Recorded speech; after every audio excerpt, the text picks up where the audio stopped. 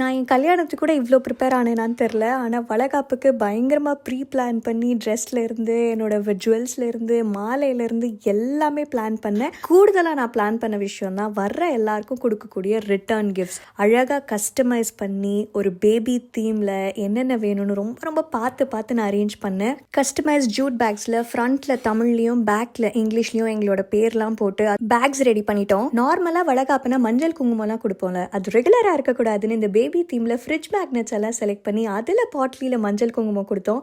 செம்ம க்யூட்டாக இருந்துச்சு. இன்ஃபேக்ட் எல்லாரும் ரொம்ப லைக் பண்ணாங்க. அடுத்து நார்மலாக டிஃபன் பாக்ஸ் தட்டுன்னு இல்லாமல் ட்ரெண்டிங்கில் இருக்கிற பிச்சுவாய் பிளேட்ஸ் கொடுத்தோம் டிஃப்ரெண்ட்டான கலர்ஸில். அண்ட் வளைகாப்புனா வளையல் இல்லாமலா, கிளாஸ் வளையல் இல்லாமல் வெல்வெட் வளையல் டிஃப்ரெண்ட் கலர்ஸில் 4 பேங்கிள்ஸ் கொடுத்தோம். இந்த கம்ப்ளீட் காம்போவை எங்களுக்கு கஸ்டமைஸ் பண்ணி கொடுத்தவங்க இன்ஸ்டாகிராமில் A Little Twisted by Varsh அப்படிங்கிற ஒரு ரிட்டர்ன் கிஃப்ட்ஸ் பேஜ். அவங்க கிட்ட நிறைய கலெக்ஷன்ஸ் இருக்குது ஃபார் ஆல் த ஒகேஷன்ஸ். அடுத்து உங்களுக்கு தீபாவளி கிறிஸ்மஸ்னு சொல்லவே தேவையில்லை. ஸோ மறக்காமல் அவங்களோட பேஜை போய் ஃபாலோ பண்ணி லைக் பண்ணிக்கோங்க.